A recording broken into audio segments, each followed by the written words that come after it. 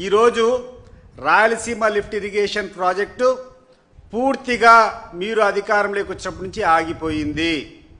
మీరు ప్రచారం చేస్తున్నటువంటి రకంగా 2020లో ఎన్జిటి అబ్జెక్షన్స్ వచ్చినప్పటి నుంచి ఆగిపోలేదు. దీనికి కావాల్సినటువంటి సాక్ష్యాలు, దీనికి కావాల్సినటువంటి ఆధారాలన్నింటి కూడా మీరు ఇరిగేషన్ శాఖని ఈరోజు మీ ఆధీనంలో ఉంది. అక్కడటువంటి ఇంజనీర్ని పిలిచి ఎమ్ముక్కులు తెప్పించుకోండి.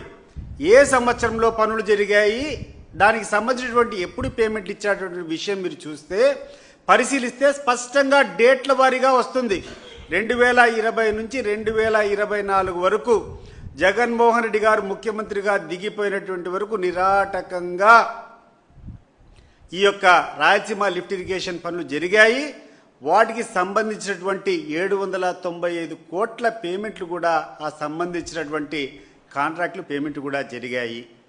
కాబట్టి మీరు చెప్పినటువంటి ఆరోపణ ఏదైతే చేస్తున్నారో 2020లో పనులు ఆగిపోయినాయని చెప్పారు, ఇది వాస్తవం కాదు. దీనికోసం నిన్న మా వైఎస్ఆర్ కాంగ్రెస్ పార్టీకి సంబంధించినటువంటి ప్రజాప్రతినిధులు వీళ్ళందరూ కూడా ఆ రోజు పోయి ఫీల్డ్ విజిట్ పెట్టారు. మీరు కావాలంటే మీతో పాటు మేము వచ్చేదానికి కూడా సిద్ధం.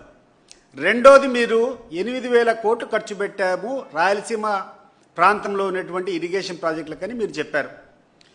మీరు సిద్ధమా? ప్రాజెక్టులకన్నిటికీ మీతో పాటు మేము వస్తాం విజిట్ చేసేదానికి. ఏ ప్రాజెక్టులు ఎక్కడ ఖర్చు పెట్టారో, ఏ ప్రాజెక్టులు జరుగుతున్నాయో చెప్తే మేము కూడా చూసేదానికి సిద్ధంగా ఉన్నాం.